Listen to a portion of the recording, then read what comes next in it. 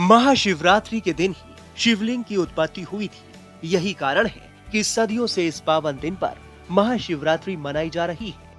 इसे शिव पार्वती के विवाह उत्सव के रूप में भी मानते हैं। बाबा धाम देवघर में वैदिक रीति रिवाज से महाशिवरात्रि पर भोलेनाथ की विशेष पूजा होती है। 4 पहाड़ की ये विशेष पूजा बड़ी ही अलौकिक होती है। ये पूजा बाबा मंदिर के गर्भगृह में चलती रहती है।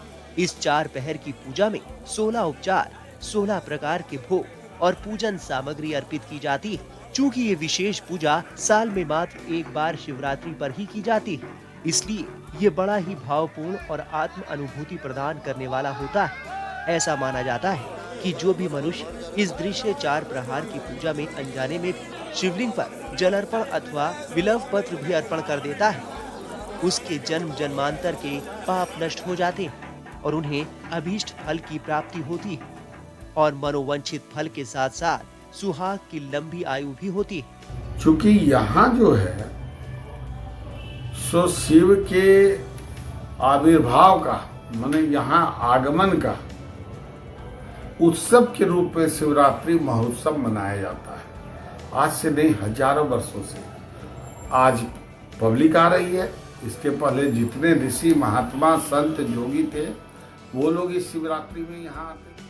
सिंदूर का चढ़ावा होता है। शक्तिपीठ जो शिवलिंग के पास में सती का हृदय है, वहाँ सिंदूर का दान होता है।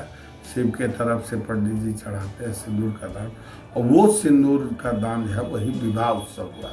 तो विवाह सिर्फ देवघर में ही होता है, होता आ रहा है, होता था। अब इसका नकल जो है बहुत से शिवालय में होने लगा।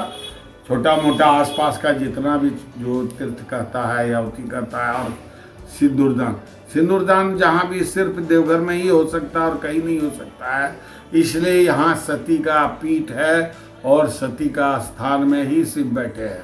बाकी ब्रह्मांड में नास्ति ब्रह्मांड मंडले वैद्यनाथ नमस्तुभ्यम नास्ति ब्रह्मांड मंडले। समूचे ब्रह्मांड में इस क्षेत्र का कहीं भी जगह नहीं है।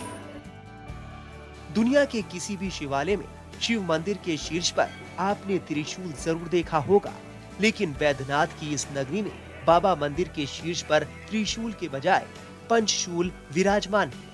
कहा जाता है कि रावण द्वारा यहाँ स्थापित बाबा भोलेनाथ के शिवलिंग की रक्षा के लिए रावण ने मंदिर के शीर्ष पर पंचशूल स्थापित किया था। पंचशील 5 चीजों का द्योतक है और इन 5 तत्वों से मिलकर ही हमारा शरीर का निर्माण हुआ है और इसी की रक्षा पंचशूल करता है।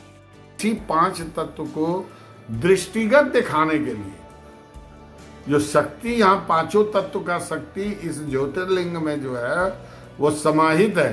सारा संसार में जो सृष्टि चक्र है वो सारा इस ज्योतिर्लिंग में समाहित है। तो उसका द्योतक जो है वो पंचशूल है।